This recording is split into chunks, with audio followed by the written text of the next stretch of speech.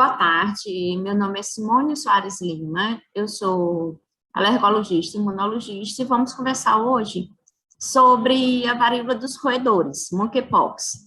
Nós vamos conversar sobre imunologia e patogênese. Eu vou compartilhar aqui a minha tela. A varíola dos roedores, como toda doença, a patogênese, o quanto a repercussão dessa patologia no nosso organismo vai depender da interação do agente agressor com as defesas do hospedeiro. O agente agressor, tanto como no caso da sua virulência, como os mecanismos que ele lança mão para escapar, né, para ele evadir da resposta imune, como a resposta imune tentando combater essa infecção e ao mesmo tempo que pode ser nessas metodologias, ou nessa maquinaria para combater o agente agressor, pode ser uma coisa mais silenciosa, mas como pode ter uma resposta inflamatória mais exacerbada, isso também ter complicação. Então, dessa interação, dessa balança entre agente agressor e defesa do hospedeiro, é que nós vamos ter as repercussões de qualquer doença. O vírus monkeypox é um poxvírus, e ele tem características que vão repercutir na patogenia da varíola dos roedores. Primeiro, ele é um vírus de DNA dupla fita linear, mas ele é um vírus grande. Então, por ser um vírus grande, ele facilmente deflagra uma resposta imune. Então, se ele facilmente deflagra uma resposta imune, ele precisa ter uma maquinaria para se defender dessa resposta. E tanto as características do genoma dele, por exemplo, ele tem uma região central conservada, que isso é mais relacionado às suas funções essenciais, que são mais ou menos 90 pares de genes, mas as regiões terminais, né, que podem diferir entre os clados, é que vão também ter relação com as interações do hospedeiro. E os vírus, poxvírus, incluindo o monkeypox, eles codificam várias moléculas imunomoduladoras que essas que vão afetar a gravidade da doença, que só mostrando que nós temos clados diferentes, né, desde o clado, antigamente chamado clado da bacia do Congo, que hoje é o clado 1, que tinha uma elevada mortalidade de 11%, agora os clados 2, e já se fala no 3 também, né, então, que já sofreram deleções e fragmentações, e a mortalidade já é inferior, a mortalidade é até 3%, sendo que o Brasil está mais relacionado aos clados 2 e 3, principalmente clado 3, ou seja, essa linhagem B1, né, que normalmente é relacionada ao surto que teve nos Estados Unidos, na Alemanha, na Espanha. E essas moléculas imunomoduladoras, assim, essas proteínas, então elas vão atuar nessa defesa, né, nesses mecanismos de invasão. Tanto elas podem ser intracelulares como extracelulares. Entre as intracelulares, nós temos as virotransdutoras, que elas vão modular a resposta imune inata, principalmente o estresse oxidativo e a apoptose. Nós vamos ter proteínas relacionadas à virocamuflagem, ou seja, eles vão reduzir, eles vão camuflar, reduzir essa apresentação para o sistema imune.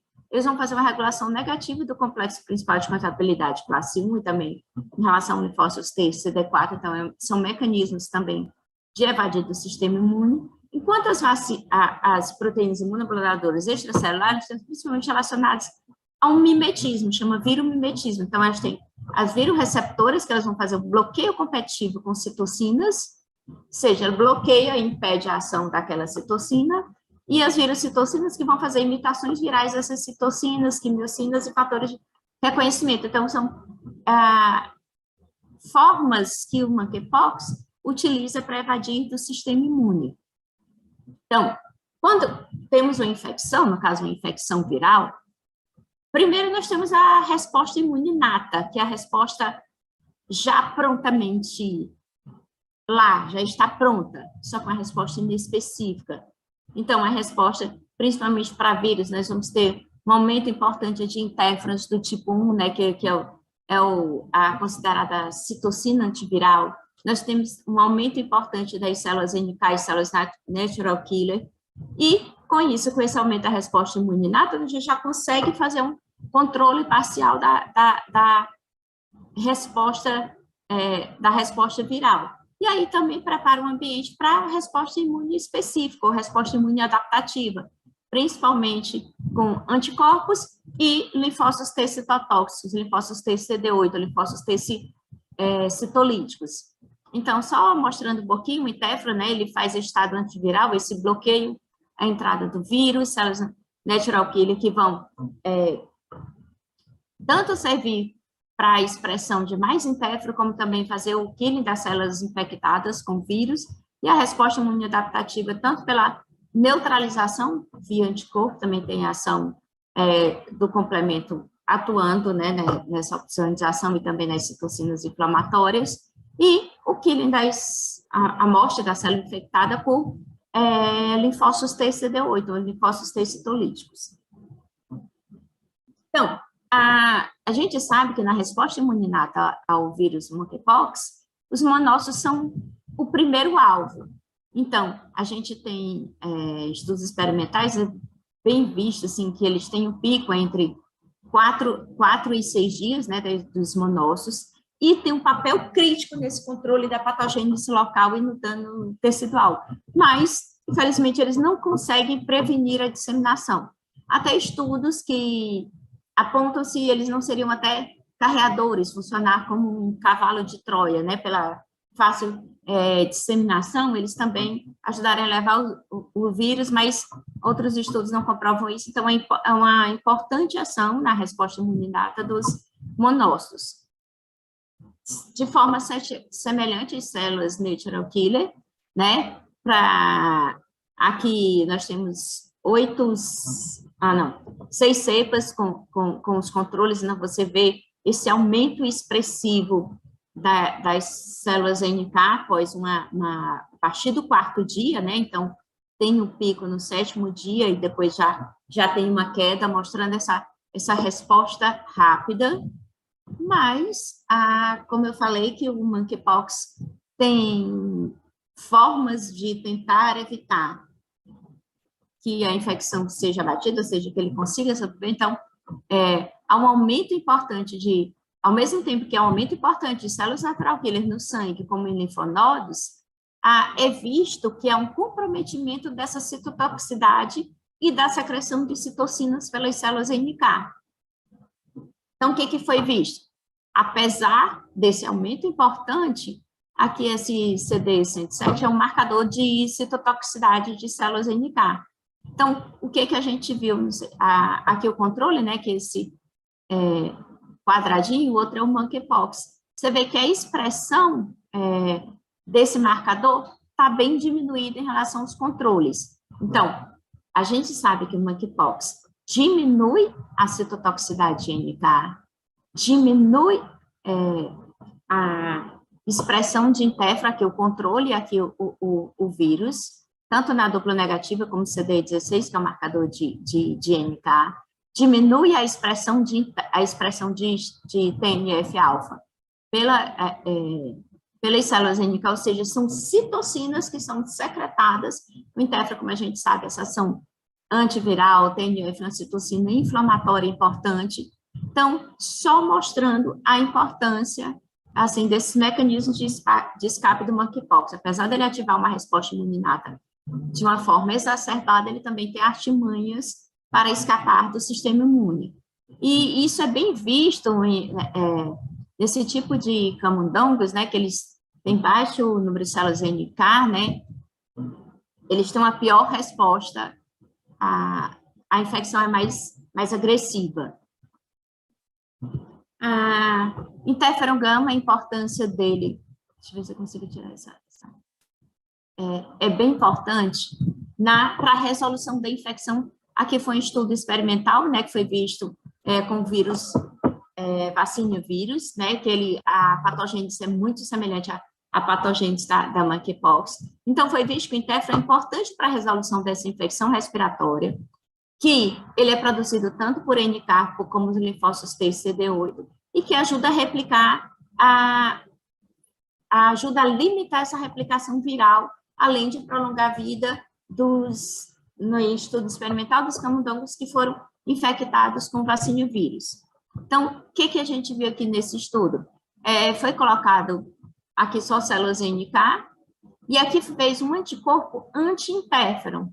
E aqui, por imunofluorescência, você vai ver que a replicação viral foi muito superior no grupo que houve esse bloqueio de interfero, mostrando a importância do interfero em limitar essa replicação viral. No mesmo estudo, em que foi vista a perda de peso, né, dos camundongos infectados, aqui é o grupo controle, aqui é o grupo sem interfero, né, então houve a perda de peso até o 8º dia, só que o grupo controle depois conseguiu se recuperar, e o grupo acometido evoluiu para a mortalidade até o 8º dia, o grupo que não tinha interfero. Então, aqui, uma curva de sobrevida também, mostrando que esse verdinho, né, que não tem interferon, mortalidade pós-infecção, mostrando a importância do interferon como nessa resposta imune inata ao vírus monkeypox. E outro estudo, provando que interferon tipo B humano ajuda a inibir a replicação e a disseminação de monkeypox em estudo in vitro. Em relação à resposta imune adaptativa, infecção experimental para vacina e vírus, o que foi visto? Em camundongos RAG, ou seja, que não tinham linfócitos T nem linfócitos B, eles tinham elevada carga viral, eles tinham uma perda de peso importante e a mortalidade, 100% da mortalidade até o 12º dia.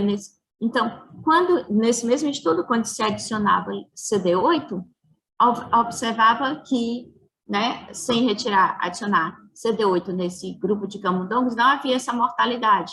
Eles evoluíam para uma recuperação, mostrando a importância do linfócitos T CD8. Em camundongos com depressão de CD4 e CD8, mortalidade no 9º dia. Em camundongos em que havia uma depressão de CD4 e IgG, não alterou de forma importante a sobrevida. Então, assim, mostrando, quando eu não tinha CD4 e CD8, eu tinha mortalidade, mas quando eu tinha CD4 imunoglobulina, não alterava tanto a sobrevida, mostrando a importância, principalmente linfócitos T e CD8. E foi visto que a depressão de linfócitos T e CD8 aumenta consideravelmente a carga viral, né, no 7º dia, e leva até a mortalidade de 100% no 8º dia. Então, resumindo, assim, um papel crítico na resposta imune ao vacina vírus, que tem uma patogênese semelhante ao monkeypox, e também em estudo experimental, ele tem uma resposta pulmonar precoce, né, de 3 a 6 dias, ele atua nessa resposta. Então, ele protege contra a patologia pulmonar e a morte. Na resposta imune ao monkeypox, então, as citocinas também têm um papel importante. Então, nesse estudo que foi feito com soro de pacientes que tiveram surto de monkeypox no Congo, né? Então, foi visto que os humanos acometidos, eles tinham elevados níveis de várias citocinas, tanto citocinas inflamatórias, né, como citocinas do perfil TH2, como interleucina 4, interleucina 13, mas não houve um aumento importante das principais citocinas que se considera da inata vírus, como interferon, né, como interleucina 2, que vai ativar linfócitos T. E quando foi vista em relação a feita a estratificação para os casos leves e doença grave, foi visto que nos casos leves nós tínhamos elevados níveis de CCL3 e CCL4, que são citocinas, são quimiocinas atrativas de neutrófilos, demonstrando que havia uma boa ação da resposta imune inata, então, nos casos leves. E quanto nas doenças graves, nós tínhamos aumento de interleucina 2, interleucina 10, fator estimulante colônia de neutrócitos e granulócitos, mais uma interleucina 6 baixa, que é uma citocina inflamatória. Então, o que a gente sabe? Interleucina 10 é uma Treg, é uma citocina supressora, ela inibe a resposta imune. Então, o que foi visto? Que na infecção pelo monkeypox, nós temos um perfil TH2 dominante com interleucina 4, interleucina 13, associado a um microambiente anti-inflamatório com células T regulatórias. Então, isso é uma forma de garantir a sobrevivência, essa modulação do sistema imune. Então, como eu falei, a monkeypox, ele tem várias estratégias para evadir do sistema imune, tanto prevenindo a sinalização celular, como regulação da apoptose, como antagonizar imunomediadores, como reduzir a ativação celular. Então, como que ele faz essa como ele previne essa sinalização celular. Então, temos proteínas que inibem a ativação do fator nuclear kappa beta. Então, assim, a slide mostra bem a importância desse fator de transcrição. O fator de transcrição kappa beta, ele está relacionado a ativar citocinas inflamatórias, interleucinas 6, 8, TNF-alfa, a regular proteínas relacionadas à apoptose, ou seja, a sobrevida da célula, então, tanto relacionada a fatores anti-apoptóticos, ele está relacionado a estimular a diferenciação de macrófagos, né, fazer ativação de genes pró-inflamatórios, a molécula de adesão, a ativação a expressão de citocinas. Então, o bloqueio do fator nuclear kappa beta está relacionado a se inibir essa resposta. Ele é um grande modulador da resposta imunolata. Então, quando eu inibo essa ativação, eu, de certa forma, inibo muito a resposta inflamatória, inibo muito a resposta imunolata. Então, aí foi visto, né, que temos vários genes, tanto nas cepas do Congo, como da África Ocidental. A gente tem também inibidor do fator nuclear, kappa beta, como também no fator de regulação de interfero, como reguladores de apoptose. Então, assim, são inibidores que ele tem mais de uma função. Então, mostrando, são mecanismos de escape do monkeypox. Uma forma também de inibir essa ativação do fator nuclear kappa beta é o seguinte: o fator kappa beta, ele é ligado a essa proteína inibitória, né, a IK-beta ou IK-beta-alfa, né? Então, para ser ativado, ocorre uma ubiquinização, né, dessa proteína, então ela vai ser degradada para que ele seja ativado. Então, o monkeypox, e essa proteína, ela tem genes semelhantes à Kira. Então, o que acontece? O monkeypox, ele tem 8 genes semelhantes à Kira, então ele faz como se fosse, ele mimetiza essa proteína, né? Então, ele faz um ocupo local e ele impede que haja essa degradação. É uma competição, então, ele impede que haja essa degradação, essa fosforilização dessa proteína, então não há uma ativação. E temos 8 genes da monkeypox relacionados a essa função. A outra forma é bloquear a sinalização, né, de genes de ativação do interfero, né, principalmente IRF3, né, então são genes relacionados à ativação de interfero tipo 1 até a secreção, né, que vai ter estado antiviral, então eles bloqueiam tanto IRF3 como IRF7, então além de prevenir a sinalização de interfero alfa e beta. A outra forma de evasão é bloquear ou regular a apoptose, ou seja, aquela morte celular programada. A gente tem a apoptose tanto pela via intrínseca, como a via relacionada à TNF, né, com a ligação pela ação do FAS, ligante do FAS.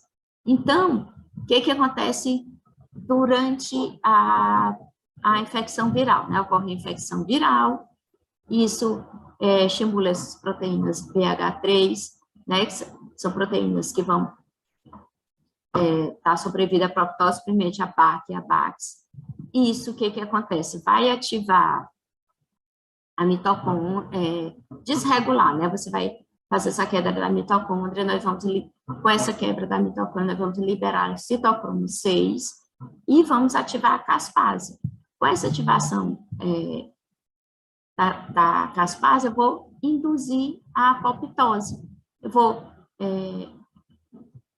fazer mecanismos moleculares de fazer a quebra da superfície e fazer uma morte programada. Vou perder fatores essenciais. A apoptose, ela é sempre estimulada quando eu tenho uma infecção, quando eu tenho um suprimento de oxigênio, um suprimento de nutrientes. Então, existe essa morte celular programada. Então, a célula está infectada, vai ter uma morte celular programada como um mecanismo de defesa. Então, eu tenho tanto o inibidor dessa caspase 8, então, com isso, eu não vou ter o efeito da caspase, então, eu não vou ter a apoptose, como pode ser também pela via extrínsula, do receptor homólogo a TNF, que é outra via de induzir a apoptose. Então, uma forma também de sobrevida, de escapar do sistema imune, é bloquear a apoptose. E outros mecanismos são o antagonismo de mediadores imunes, a gente tem a proteína ligante de interleucina beta, que a interleucina é uma citocina inflamatória, né, a citocina relacionada à febre, então a gente tem essa proteína então, que vai competir, vai impedir a atuação da interleucina 1, e inibidor do complemento. Eu vou falar mais adiante sobre a ação do complemento, que é muito importante. E a redução da ativação celular. Então, o vírus monkeypox, ele tem uma proteína semelhante ao complexo principal de histocompatibilidade da classe 1, né? Então, o que acontece? As células NK, elas reconhecem todas as células que não têm MHC, porque como as células fisiológicas, né, as células normais, elas têm, o que não tem, ela vai lá e vai induzir a morte, ela vai induzir o killing dessa célula. Então, ele induz essa expressão dessa proteína semelhante para mascarar e fazer com que a célula NK não seja ativada, com que ela não induza a lise da célula infectada. Outra forma também, ele inibe o tráfico do MHC classe 1, né? Então, assim, o MHC, ele pega o peptídeo, a peptídeo do vírus, e vai apresentar para o linfócito T CD8, só que ele bloqueia esse tráfico, então não há essa apresentação para o linfócito T. Então, ele inibe também a apresentação do complexo principal de descontabilidade classe 2, né? E ainda tem uma proteína ligante de interleucina 18, né, que está muito relacionada também à ativação de células NK, então é uma forma também de bloquear a ação das células NK. Como eu falei, eu disse que eu falar do complemento, a cepa do Congo, ela tem uma proteína de controle do complemento, né? O complemento é aquela cascata de proteínas que leva à formação do complexo de ataque à membrana, além de induzir a liberação de proteínas inflamatórias. Então, na cepa, foi feito esse estudo e foi removido a proteína de controle do complemento da cepa do Congo e no estudo, em outro grupo, né, ele incorporou essa proteína na cepa dos Estados Unidos para ver se havia diferença. Então, o que foi visto? Que na cepa que não tinha a proteína, quando foi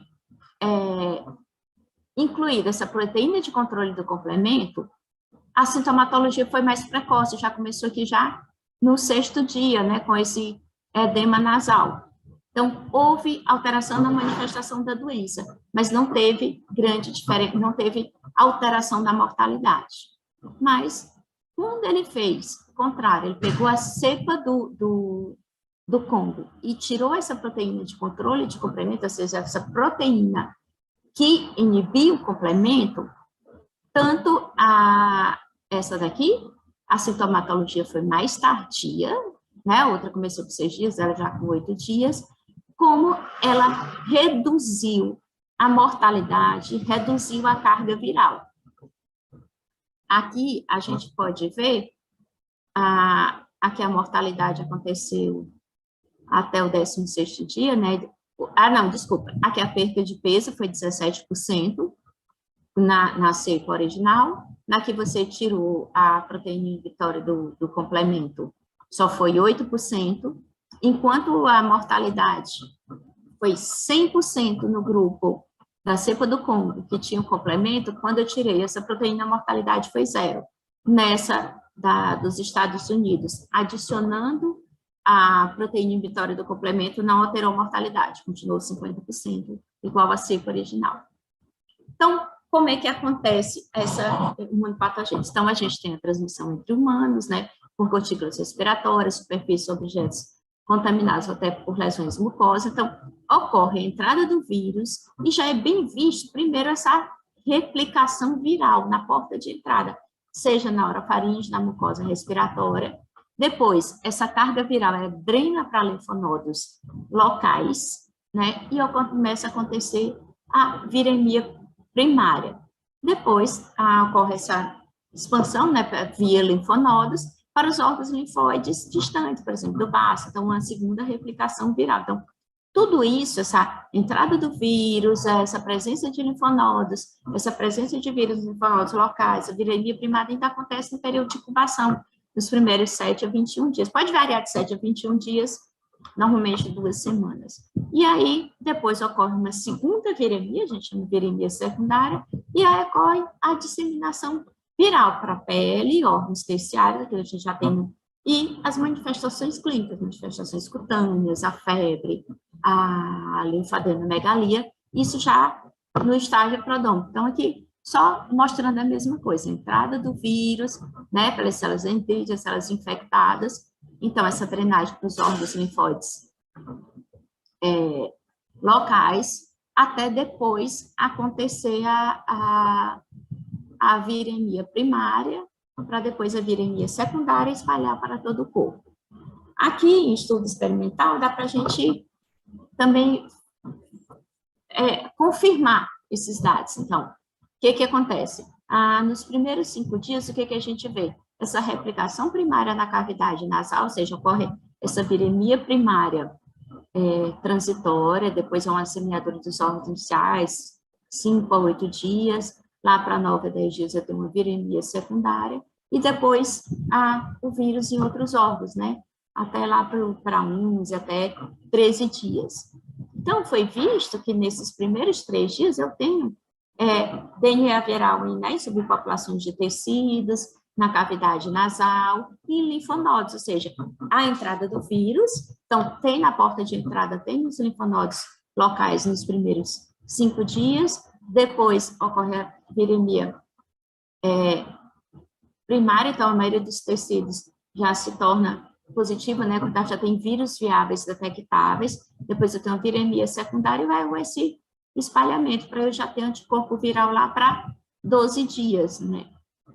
E foi visto que, nesse local da infecção, eu tenho uma resposta inflamatória intensa e associada principalmente com células de necrose, fagocitose, vasculite e replicação viral, chamando a atenção do sistema fagocítico mononuclear. Células dendríticas são os alvos principais, as lesões monohipox são principalmente necrosantes e ocorre muito morte celular por apoptose. Aqui, em estudos experimentais de efeitos patogênicos, né, nesses macacos cinamones infectados pelo monkeypox por via respiratória, o que a gente viu? Aqui são os dias, né, da infecção. Então, esses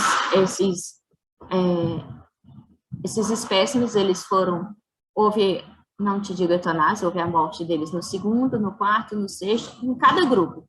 2º, 4º, 6º, 8º, 10º, 12º dia. E o que a gente viu?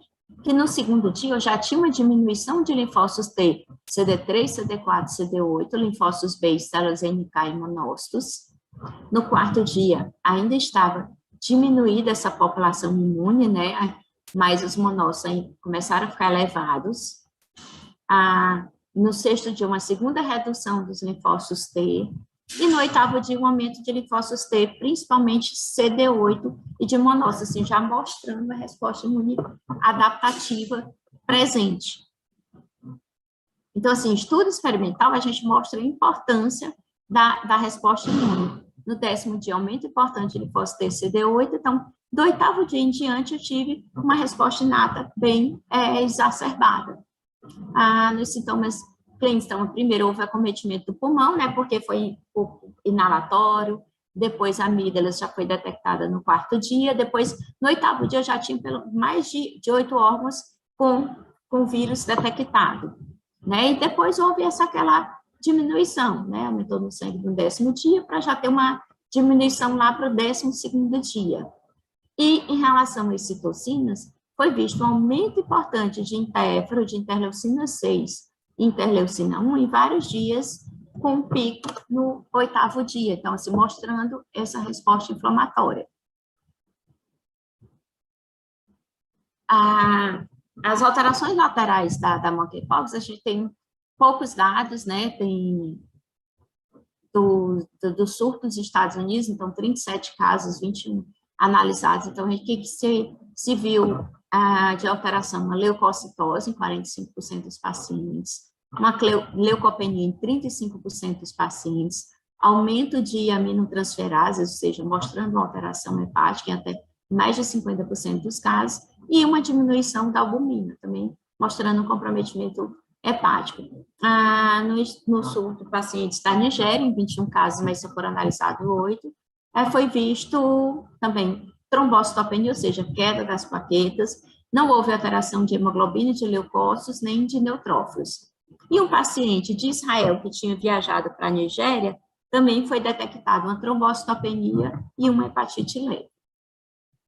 As lesões do monkeypox. Então, o que chama atenção é que as lesões são muito relacionadas a uma necrose, né, e um infiltrado linfocitário, né, um infiltrado inflamatório, neutrofílico.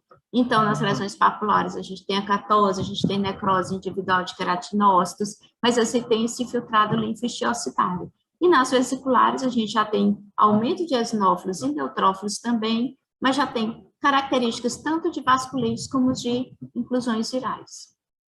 Então, o monkeypox, ele tem várias estratégias para modelar a resposta imune do hospedeiro e, assim, que acredito que identificar essas interações vírus hospedeiros com os mediadores envolvidos pode ser a solução para os novos alvos terapêuticos. Então, gente, era isso que eu queria compartilhar com vocês. O meu e-mail está disponível e também vocês depois podem fazer perguntas no grupo. Estou à disposição para a gente discutir. Muito obrigada.